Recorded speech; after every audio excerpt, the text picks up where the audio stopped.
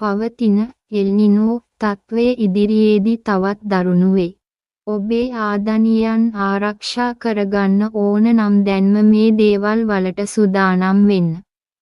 අම්මෝ මේක නම් සෙල්ලම් නෑ. දැනටමත් දාඩිය දාගෙන ඇඟ පිච්චෙන තරමට තියෙන මේ රශ්මිය තව වැඩි වෙන්නයි යන්නේ. අපිට වෙන්නේ යන්නේ හරියට කබලෙන් ලිපට වැටුණා වගේ වැඩක්. මේ මාසේ ඉඳන් තත්ත්වය තවත් දරුණු වෙන්න පුළුවන්. අපි මේ ගත කරන්නේ නිකන් රස්නයක් තියෙන කාලයක් නෙවෙයි, ඉස්සරහට එන්න තියෙන දැවැන්ත වියලි කාලගුණ තත්ත්වයක පෙරවදනක්.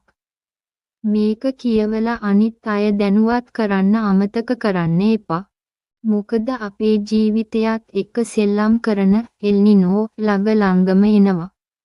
මොකක්ද මේ එල්නිනෝ කියන්නේ? ඒ අපි බය වෙන්න ඕනේ. සරලවම කිව්වොත් පැසිෆික් සාගරයේ මතුපිට ජලය අසාමාන්‍ය ලෙස රත් වීම නිසා මුළු ලෝකයේම කාලගුණය උඩුයටිකුරු වෙන එකට තමයි එල්නිනෝ කියන්නේ. මේකේ ප්‍රතිඵලයක් විදිහට මෝසම් වැස්ස අතුරුදන් වීම සිදු වෙනවා. සාමාන්‍යයෙන් මේ මාසෙට අපිට වැසි අරන් එන නිරිත දිග මෝසම මේ පාර එල්නිනෝ නිසා හිර වෙන්න පුළුවන්. ඒ කියන්නේ වහින්න ඕනේ කාලේ අහස දිහා බලන් ඉන්න වේද දන්නේ නෑ. වැසි නැති වුණාම ගංගා ඇල දොළ විතරක් නෙවෙයි අපේ බොන වතුර ලිඳත් හිඳෙන්න පුළුවන්.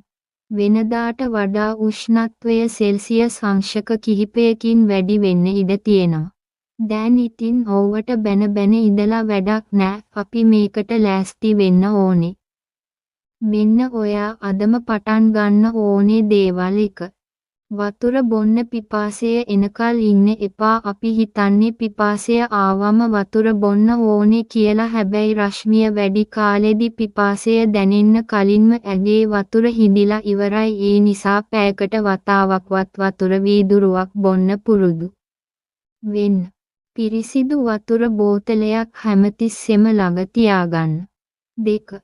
පස්වරු 11 සිට පෙරවරු 3 අතර කාලයේ ඕවට යන්න එපා. මේ වෙලාව තමයි ඉර හොඳටම පායන වෙන වෙලාව. පුළුවන් තරම් එලිමහන් වැඩ මේ වෙලාවට කරන්න එපා. විශේෂයෙන් දරුවන්ගේ ක්‍රීඩා උත්සව, බාහිර ක්‍රියාකාරකම් මේ කාලෙදි කරන්න කලින් දෙපාරක් හිතන්න. 3.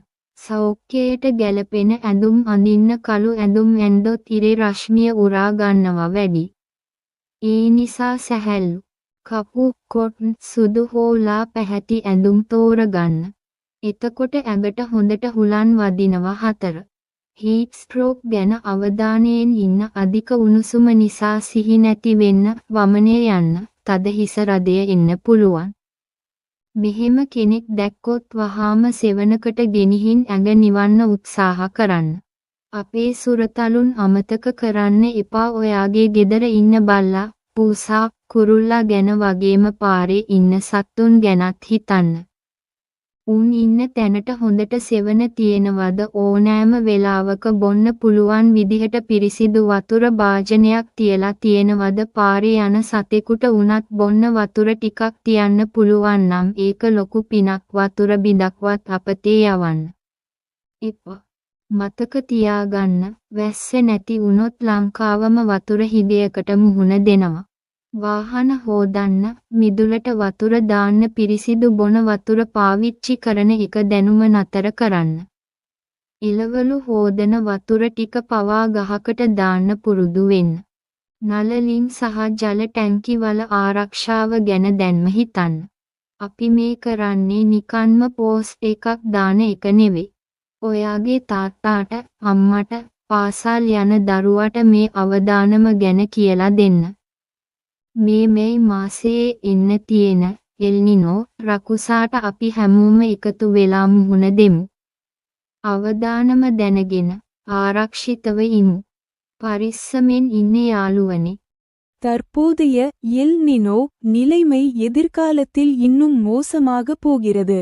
உங்கள் அன்புக்குரியவர்களை பாதுகாக்க விரும்பினால் இப்போதே இந்த விஷயங்களுக்கு தயாராகுங்கள். சூரியன் தீமம். இது ஒன்றும் விளையாட்டு இல்லையே. ஏற்கனவே சுட்டெரிக்கும் அளவுக்கு வெப்பமாக இருக்கும் இந்த வெப்பம் இன்னும் அதிகரிக்கப் போகிறது. நெருப்பிலிருந்து தப்பித்து சூளையில் விழுவதைப் போல நாம் இதைச் சமாளிக்க வேண்டியிருக்கும். மே மாதத்திலிருந்து நிலைமை இன்னும் மோசமாகலாம். சூரியன் தீ நாம் வெறும் வெப்ப காலத்தை மட்டும் கடந்து செல்லவில்லை. மாறாக வரவிருக்கும் ஒரு பெரிய வறண்ட வானிலைச் சூழலுக்கான முன்னூட்டத்தை எதிர்கொள்கிறோம். இதை படிக்கவும் மற்றவர்களுக்கு தெரிவிக்கவும் மறக்காதீர்கள். ஏனென்றால் நமது உயிர்களுடன் விளையாடும் எல் நினோ வை நோக்கி இலங்கை அரசு வருகிறது. பயத்தில் அலறும் முகம். இந்த எல் நினோ என்றால் என்ன? நாம் ஏன் பயப்பட வேண்டும்? சுருக்கமாகச் சொன்னால், பசிபிக் பெருங்கடலின் மேற்பரப்பு நீர் அசாதாரணமாக வெப்பமடைவதால் உலகம் முழுவதின் வானிலையும் தலைகீழாக மாறும் நிகழ்வே எல் நினோ ஆகும். இதன் விளைவாக பருவமழை நின்று போகும். வழக்கமாக மே மாதத்தில் மழையை கொண்டுவரும் தென்மேற்கு பருவமழை இந்த முறை எல் நினோ காரணமாக நின்றுவிடக்கூடும். அதாவது எப்போது மழை பெய்யும் என்பதை நாம் பொறுத்திருந்துதான் பார்க்க வேண்டும். மழை நின்றவுடன் ஆறுகள் ஓடைகள் மட்டுமல்லாமல் நமது குடிநீர் கிணறுகளும் வறண்டு போகக்கூடும். வழக்கத்தை விட வெப்பநிலை சில டிகிரி செல்சியஸ் அதிகமாக உயர வாய்ப்புள்ளது. தீ இப்போது சூரியனைச் சபிப்பதில் அர்த்தமில்லை. நாம் இதற்கு தயாராக வேண்டும். இன்றே நீங்கள் தொடங்க வேண்டிய விஷயங்கள் இதோ ஒன்று. தாகம் எடுக்கும் வரை தண்ணீர் குடிக்க காத்திருக்க வேண்டாம். வியர்வை தாகம் எடுக்கும்போது தண்ணீர் குடிக்க வேண்டும் என்று நாம் நினைக்கிறோம். ஆனால் வெப்பத்தின் போது தாகம் எடுப்பதற்கு முன்பே உடலில் நீர்ச்சத்து குறைந்துவிடுகிறது. எனவே 1 மணி நேரத்திற்கு ஒரு முறையாவது ஒரு குவளை தண்ணீர் குடிக்கும் பழக்கத்தை ஏற்படுத்திக் கொள்ளுங்கள். எப்போதும் ஒரு சுத்தமான தண்ணீர் பாட்டிலை அருகில் வைத்திருங்கள். 2. காலை 11 மணி முதல் மாலை 3 மணி வரை வெளியே செல்ல வேண்டாம். சூரியன் தடை செய்யப்பட்ட பகுதி. இது சூரியன் மிகவும் கடுமையாக இருக்கும் நேரம். இந்த நேரத்தில் முடிந்தவரை வெளிப்புறச் செயல்பாடுகளை தவிர்க்கவும். இந்த நேரத்தில் வெளிப்புறச் செயல்பாடுகளில், குறிப்பாக குழந்தைகளின் விளையாட்டுப் போட்டிகள் மற்றும் பிற வெளிப்புறச் செயல்பாடுகளில் ஈடுபடுவதற்கு முன்பு இருமுறை யோசியுங்கள். 3. உங்கள் ஆரோக்கியத்திற்கு ஏற்ற ஆடைகளை அணியுங்கள். டி-ஷர்ட். நீங்கள் கருப்பு நிற ஆடைகளை அணிந்தால் சூரிய கதிர்கள் அதிகமாக உறிஞ்சப்படும். எனவே வெளிர் நிற, பருத்தி, வெள்ளை அல்லது வெளிர் நிற ஆடைகளை தேர்ந்தெடுங்கள். அப்போது உடலுக்கு நல்ல காற்றோட்டம் கிடைக்கும். 4. வெப்பத் தாக்குதல் குறித்து விழிப்புடன் இருங்கள். எச்சரிக்கை. அதிகப்படியான வெப்பம் மயக்கம், வாந்தி மற்றும் கடுமையான தலைவலியை ஏற்படுத்தும். இது போன்ற நிலையில் யாரையாவது கண்டால் உடனடியாக அவர்களை நிழலுக்கு அழைத்துச் சென்று குளிர்விக்க முயற்சி செய்யுங்கள்.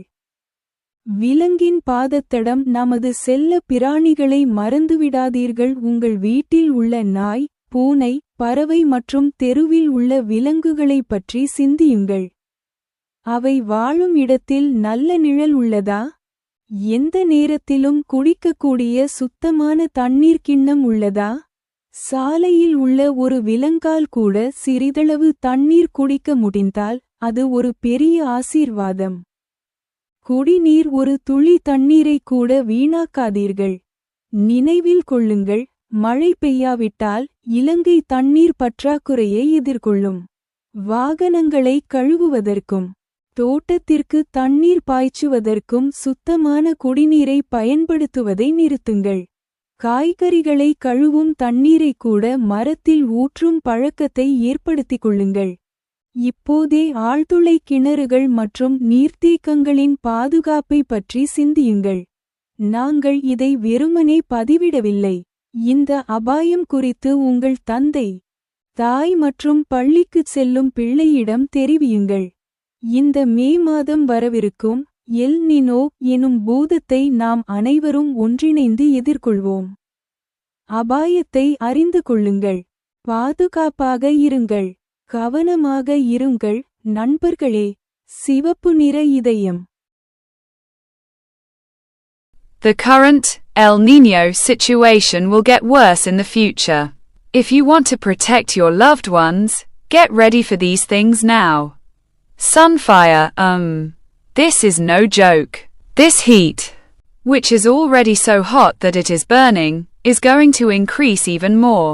We are going to have to deal with it like falling from a frying pan into a furnace. The situation may get worse from May. Sunfire, we are not just going through a period of heat, but a prelude to a massive dry weather situation ahead. Don't forget to read this and inform others. Because the SLTB is coming to the El Niño, that is playing with our lives. Fearful face, what is this?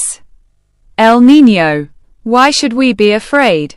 Simply put, El Niño is the phenomenon where the weather of the entire world turns upside down due to the abnormal warming of the surface water of the Pacific Ocean. As a result of this, the monsoon rains are disappearing. The southwest monsoon, which usually brings rain in may be stuck this time due to El Niño. That means we may have to wait and see when it should rain. When the rains stop, not only the rivers and streams but also our drinking water wells may dry up. The temperature is likely to increase by a few degrees Celsius more than usual. Fire, now there is no point in cursing the sun, we need to prepare for this. Here are the things you need to start today. 1. Don't wait until you are thirsty to drink water. Droplet. We think that we should drink water when we are thirsty, but during the heat, the body is dehydrated even before we feel thirsty. So make it a habit to drink a glass of water at least once an hour. Always keep a bottle of clean water nearby. 2. Do not go out between 11 a.m. and 3 p.m. Sun prohibited. This is the time when the sun is at its strongest. Avoid doing outdoor activities as much as possible during this time. Think twice before doing outdoor activities, especially children's sports events and outdoor activities during this time. 3. Wear clothes that suit your health. T-shirt if you wear black clothes. The sun's rays will be absorbed more. Therefore, choose light, cotton, white, or light-colored clothes. Then the body will be well ventilated. 4. Be aware of heat stroke warning. Excessive heat can cause loss of consciousness, vomiting, and severe headaches. If you see someone like this, immediately take them to the shade and try to cool down. 4. Don't forget our pets. Think about the dog, cat, and bird in your house as well as the animals on the street. Is there good shade where they live? Is there a clean water bowl that can be drunk at any time? If even an animal on the road can drink some water, it is a great blessing. Potable water. Don't waste even a drop of water. Remember, if it doesn't rain, Sri Lanka will face a water shortage. Stop using clean drinking water to wash vehicles and water the yard. Get used to putting even the water you wash vegetables in a tree. Think about the safety of tube wells and water tanks right now. We are not just posting this. Tell your father, mother, and school-going child about this risk. Let's all face the El Niño monster that is coming this May together. Know the risk, stay safe, be careful. Friends, Red Heart.